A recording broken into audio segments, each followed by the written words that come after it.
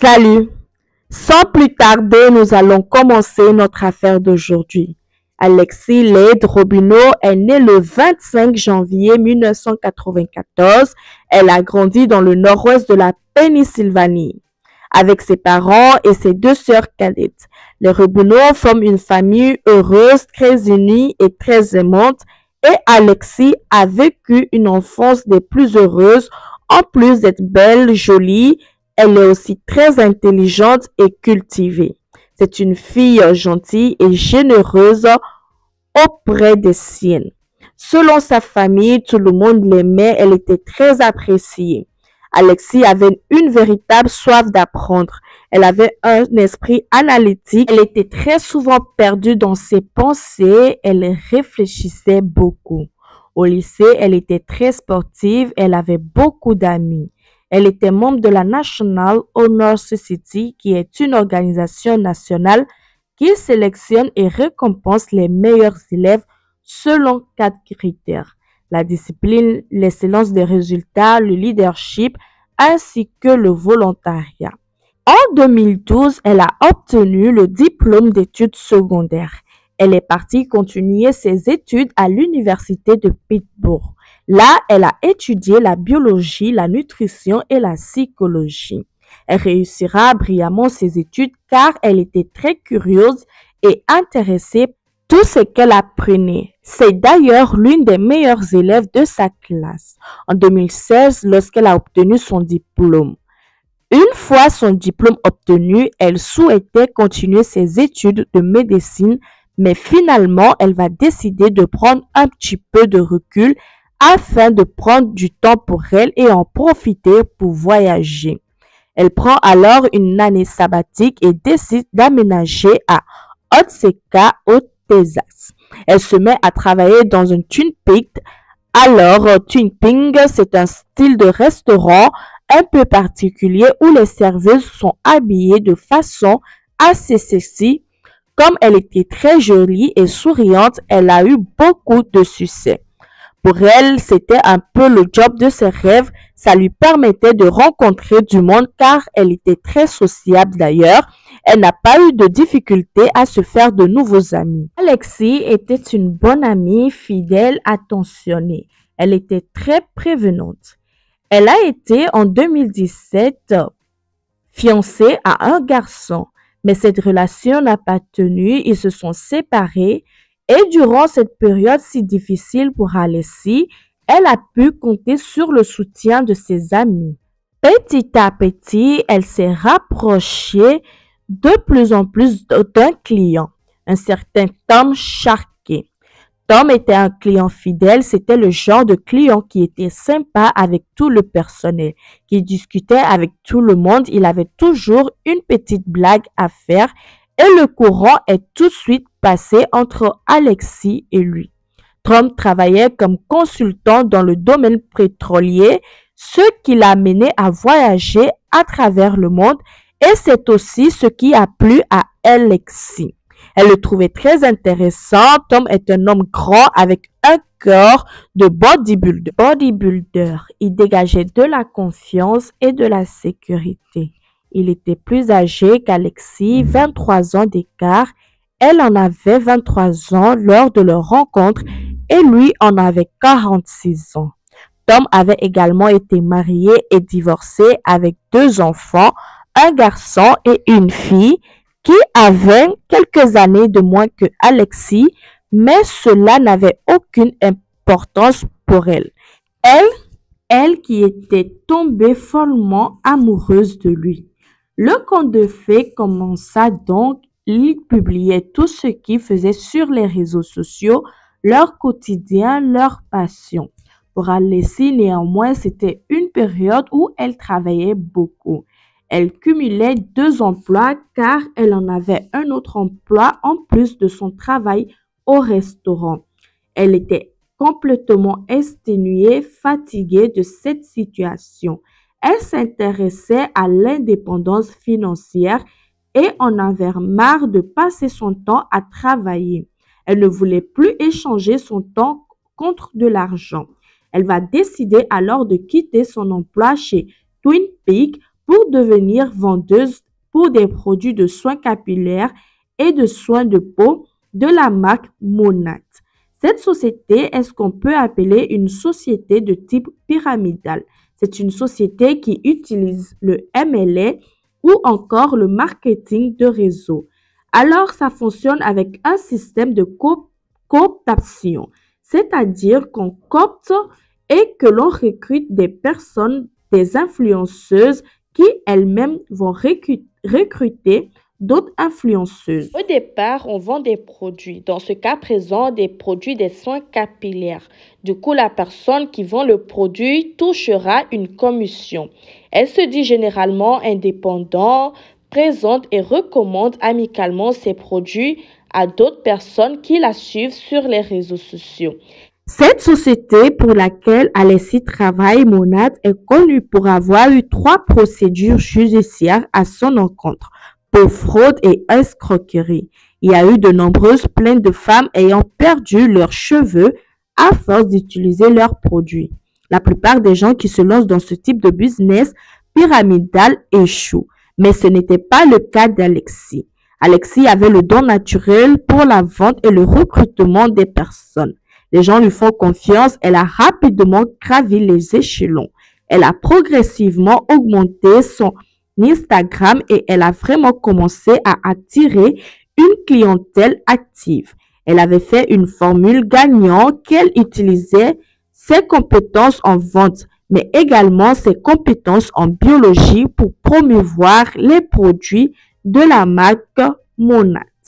Le style de vie qu'elle affichait sur les réseaux sociaux, ses voyages, sa vie idyllique contribuaient à renforcer sa success story et attirait plus de personnes qui rêvaient de vivre la même chose qu'elle. Son équipe de vendeurs ainsi qu'Alexis ont gagné beaucoup d'argent grâce à Monat. Elle a d'abord commencé à vendre à son entourage, à ses amis, à ses connaissances via les réseaux, puis elle a commencé à recruter d'autres influenceuses et les choses ont plutôt bien marché pour elle. En seulement un mois, elle a quitté son travail pour se consacrer entièrement à Monat et est devenue une influenceuse. Elle a gravi les échelons chez Monat pour devenir directrice générale au début des années 2020. Selon le site de Monat, les directeurs ont un salaire moyen de 34 000 $ par mois, ce qui représente plus de 400 000 $ sur l'année. Alexis devient une véritable influenceuse. Elle met sa vie très parfaite sur les réseaux. Elle détestait le terme d'influenceuse. Elle préférait se présenter comme une femme d'affaires ou comme un mentor au sein de Monat. Elle vivait sa meilleure vie, elle gagnait beaucoup d'argent, elle avait beaucoup d'amis et voyageait aussi énormément. La plupart de ses posts Instagram visaient dans un premier temps à vendre des produits pour Monat, puis ses autres posts visaient à recruter de nouvelles personnes pour Monat. Durant tout ce temps, elle continuait à fréquenter Tom. Les choses se passaient plutôt bien entre eux. En été 2019, ils décident alors de se fiancer et de déménager pour s'installer dans le Colorado. C'était en août 2019. Ils ont posté de nombreuses photos visitant l'État. Ils étaient souriants et heureux. Finalement, après quelques mois, ils vont décider de retourner au Texas. Mais avant cela, ils font un road trip de 25 jours ensemble à travers le Nouveau-Mexique, l'Arizona, le Colorado. Ils semblaient tout de même amoureux et heureux. Ils ont partagé cette expérience via les réseaux. Après, bien évidemment, il y a une différence entre les réseaux et la réalité. Beaucoup vendent du rêve, surtout sur Instagram, mais c'est très souvent du fake. C'est du marketing, de la communication. En décembre 2019, ils se sont mariés dans le Colorado et c'est juste après, au début de l'année 2020, qu'ils sont retournés au Texas et se sont installés à Houston. À cette époque, Alexis, qui venait de passer directrice générale chez Monat, a 26 ans et Tom en avait 49 lorsqu'ils se sont installés à Houston. Alexis voulait se faire de nouveaux amis. Alors, elle s'est inscrite sur une application nommée Bubble BFF. C'est comme des applications de rencontres, sauf que celle-ci est uniquement réservée pour des rencontres amicales. Et c'est ainsi qu'Alexis a rencontré Tania Ricardo, avec qui elle va devenir amie. Tania était une mère divorcée qui cherchait à se faire de nouveaux amis. Un jour, elle a invité Alexis à dîner avec d'autres amis et tout de suite, le courant s'est bien passé. Alexis était très appréciée, elle semblait avoir bon cœur. Puis, Alexis a présenté son groupe d'influenceuses de Monat à Tania et ses amis et les choses se sont encore là extrêmement bien passées. Elles ont commencé à faire un bon groupe de copines. Elles se voyaient souvent ensemble. Elles avaient créé un groupe de discussion dans lequel elles parlaient quotidiennement et Alexis faisait partie de celles qui répondaient toujours en premier. En effet, de par son métier, elle avait toujours son téléphone sur elle. Elle était toujours scotchée à son téléphone toute la journée. Alors, ce détail jouera un rôle très important dans la suite de notre histoire. Alexis parlait très peu de temps à ses amis. Il n'était pas exclu. Parfois, il venait participer lorsque les autres petites amies des filles étaient également de la partie. Mais Alexis ne parlait jamais de lui. Puis la crise de Covid est arrivée. Les gens étaient confinés durant cette période. Alexis s'est alors lancée sur TikTok. Puis vite, elle a monté en abonnés. Novembre 2020, elle est partie au Texas avec une amie, puis elle a enchaîné. Elle est partie rejoindre d'autres amis au Mexique, mais Tom n'était pas du voyage. À son retour, elle a commencé à planifier Thanksgiving. Elle a eu sa mère au téléphone pour lui annoncer que cette année-là, elle ne viendrait pas pour la Thanksgiving. Cela faisait plus d'1 an que les deux femmes ne s'étaient pas vues et sa mère était très triste. Mais par la suite, elle lui a fait la promesse de revenir pour les vacances de Noël. Le 26 novembre 2020, le jour de Thanksgiving, Alexis et sa mère ont échangé quelques textos pour se souhaiter une bonne fête. Le soir, elle est allée manger chez son amie. Mais en principe, Thanksgiving, c'est une fête plutôt familiale. Alexis et Tom étaient jeunes mariés, donc ils auraient dû normalement passer cette fête-là ensemble. Elle est donc allée manger chez son amie Tania pour célébrer cette fête avec ses amis. Puis vers minuit, un autre ami est venu la chercher et ils sont sortis dans un bar. Là, ils ont bu plusieurs verres et ils sont restés jusqu'à 3 heures du matin. À 3 heures du matin, Alexis a envoyé un message à Tania en lui disant qu'elle repasserait par chez elle car elle avait oublié ses affaires lors du dîner. Tania dormait en ce moment. Elle n'a donc pas vu le message d'Alexis. Alexis s'est donc fait redéposer devant chez Tania. Là, elle a pu récupérer sa voiture, puis elle est rentrée chez elle. Le lendemain, le 27 novembre, c'était le jour du Black Friday. Alors, c'est l'un des jours les plus importants de l'année pour les influenceurs, car c'est une journée où il y a de nombreuses promotions et les gens n'hésitent pas à consommer. D'ailleurs, ce jour-là, le matin, les influenceuses commencent habituellement leur marathon de posts sur les réseaux sociaux. Et ce matin-là, Alexis ne publia rien. C'était d'ailleurs étrange car elle avait briefé avec ses équipes depuis plusieurs jours en leur disant de poster ce jour-là. Mais elle, de son côté, elle n'avait rien posté. Plus tard, vers 17 heures, alors qu'Alexis était restée silencieuse toute la journée, il y a eu un message envoyé sur le groupe de discussion de ses amis provenant du téléphone d'Alexis. On leur demandait si certaines étaient partantes pour sortir car c'était le début du week-end de Thanksgiving. Cependant, les filles étaient toutes occupées et donc pas prévu de se rencontrer. En fin de journée, vers 23 heures, Tom a envoyé un message à John, le mari de Tania, pour lui demander s'il avait vu Alexis. Alors, John va trouver cela très bizarre et bien qu'il était déjà 23 heures, Il va donc décider de rappeler Tom. Celui-ci lui apprend alors qu'Alexis a disparu. Tom lui dit que la nuit précédente, Alexis et lui se sont disputés et qu'elle est partie de la maison. Une voiture l'attendait dehors, une voiture noire qui était, selon Tom, semblait être conduite par un homme. Ils sont restés environ 40 minutes au téléphone et Tom lui a raconté ce qui s'était passé cette nuit-là. Mais son histoire n'était pas cohérente.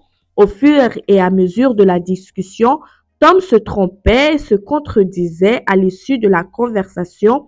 John pensait que quelque chose n'allait pas, mais il pensait que Tom était encore sous l'effet du choc de la disparition de sa femme. Le lendemain, samedi 28 novembre, Tania envoie un message sur le groupe pour savoir si le cinéma que le groupe avait prévu de faire était toujours d'actualité. La conversation s'est poursuivie entre les filles pour planifier la soirée, mais Alexis ne répondait toujours pas à la discussion. Alors cela a beaucoup choqué ses amis car ce n'était pas dans ses habitudes. Alexis répondait toujours aux messages. Ses copines se sont dit que quelque chose n'allait pas. Elles se sont tout de même rendues au cinéma en espérant qu'Alexis viendrait, mais personne ne l'a vu. Ses amis commençaient réellement à s'inquiéter. Ils essaient donc de l'appeler encore et encore, de lui envoyer des messages, mais son téléphone était toujours sur messagerie. Finalement, Tania, très inquiète, a décidé de se rendre chez Tom et Alexis pour savoir ce qui se passait. Leur maison était équipée d'une sonnette avec caméra. Elle a sonné encore et encore, mais personne n'a répondu. Tania décida alors de prévenir la mère d'Alexis, Stacy. Stacy lui dit alors qu'elle était au courant de la situation car Tom l'avait déjà appelé. Tom avait passé la journée à contacter les amis d'Alexis pour savoir si quelqu'un l'avait vu, mais personne n'avait de nouvelles. Personne ne l'avait récupéré et personne ne connaissait le conducteur de voiture noire susceptible de l'avoir pris ce soir-là. Plus tard dans la journée, vers 21h, ses amis vont déclarer sa disparition à la police. Ce que je trouve un peu bizarre, c'est que ce sont ses amis qui ont été à la police pour faire la déclaration de la disparition et pas son mari. À partir de là, sa mère Stacy et ses amis vont se servir des réseaux sociaux pour diffuser l'annonce de sa disparition et chercher des informations.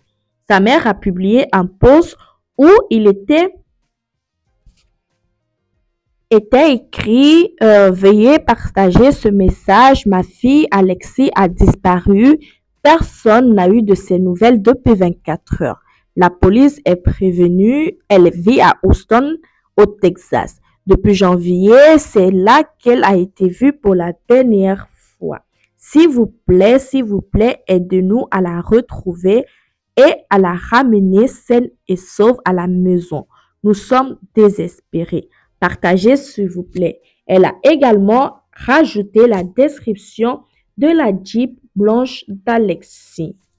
Mais ce qu'il ne savait pas, c'est qu'à 6 km du domicile de Tom et Alexis, un corps venait d'être découvert. Le corps était celui d'une femme dont le profil correspondait à celui d'Alexis.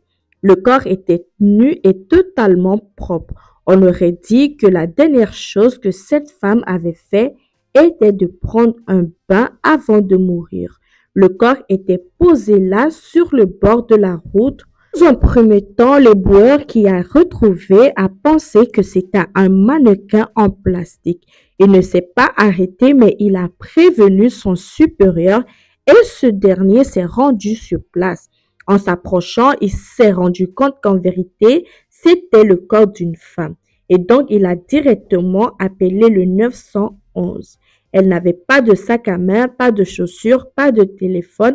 Elle n'avait rien sur elle. Les policiers ont donc conclu que quelqu'un l'avait déposée là, dans la nuit, comme s'il voulait qu'on la retrouve vite.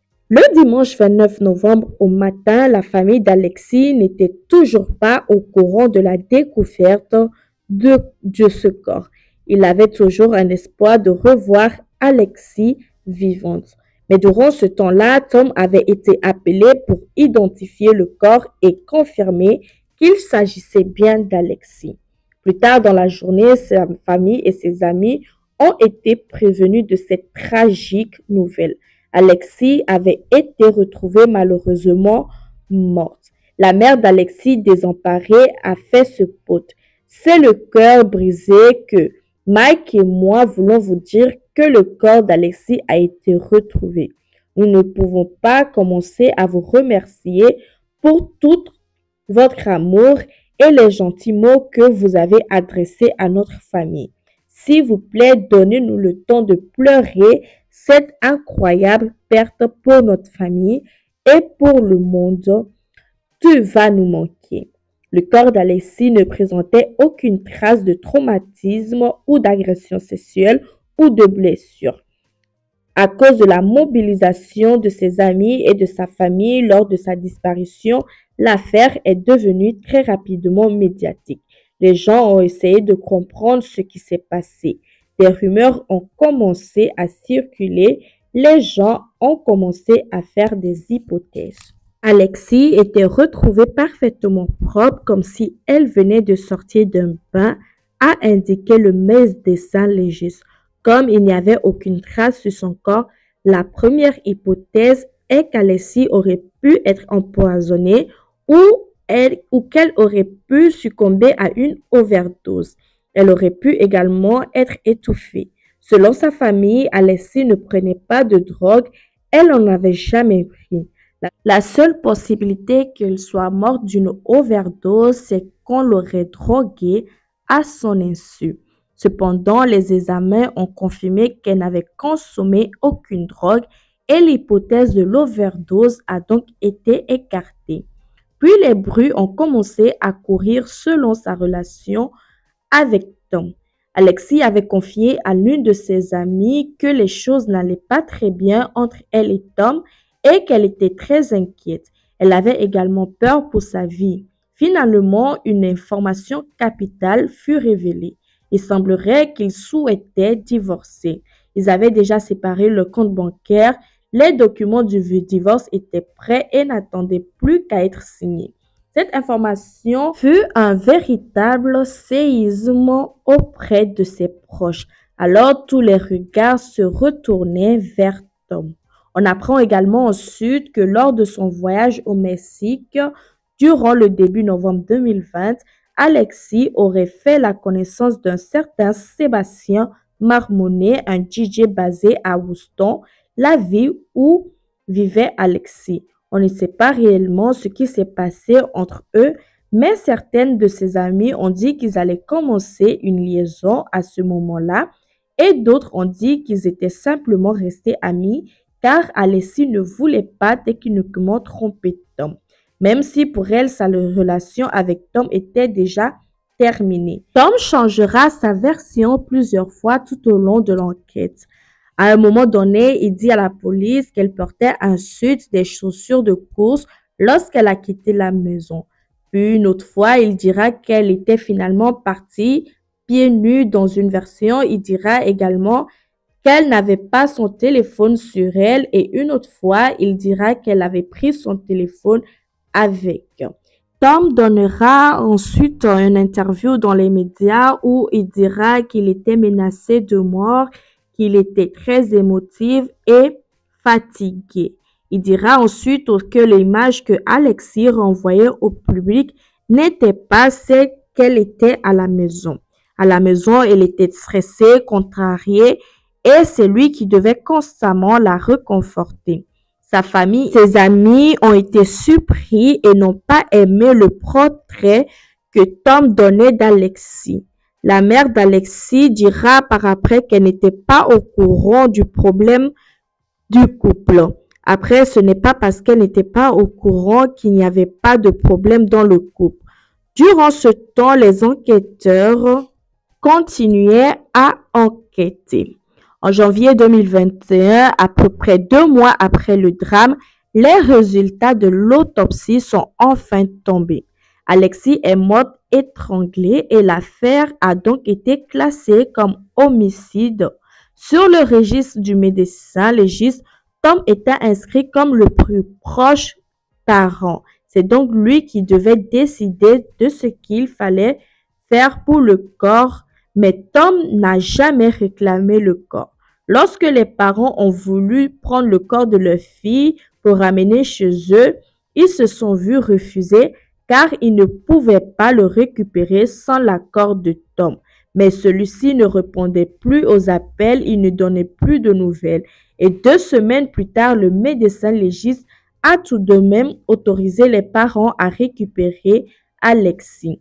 Sa famille, abattue par le destin tragique d'Alexis, est en plein deuil. Une fois que le corps récupéré, ils ont pu organiser un enterrement intimiste en petit comité dans sa ville natale de Pennsylvanie. Ses amis du Texas ont fait le déplacement en avion afin de lui rendre un dernier hommage. Le téléphone d'Alexis ne fut pas retrouvé à la découverte de son corps. Elle était entièrement nue. Les policiers n'ont pas pu exploiter les informations qu'il détenait. Néanmoins, ils ont étudié tous les téléphones de son entourage avec qui elle a communiqué les derniers jours avant le drame afin de dresser une chronologie et savoir ce qui s'est réellement passé. Environ 2 semaines après le meurtre, Tom a quitté le Texas. Après de nombreuses tentatives de la police pour le contacter, Tom a finalement accepté de rencontrer les détectives vers début août 2021 pour soumettre un échantillon d'ADN. Mais il n'a pas réussi à le faire. Le 29 septembre, la police a obtenu un mandat d'arrêt contre lui, déclarant plus tard qu'il était la seule personne qui avait les moyens, le mobile et l'opportunité de tuer Alexis. Le 5 octobre 2021, les autorités vont apprendre que Tom séjournait chez sa fille et son partenaire en Floride. Le 6 octobre 2021, vers 1h du matin, Tom, ayant appris son arrestation imminente, va se tirer une balle dans la tête. Les autorités vont déclarer plus tard que Tom avait menti tout au long de l'enquête. Il avait des antécédents de violence domestique. C'est ainsi que se termine notre affaire. Merci d'avoir regardé. N'oubliez pas de vous abonner, d'aimer et de commenter. On se retrouve dans une prochaine vidéo.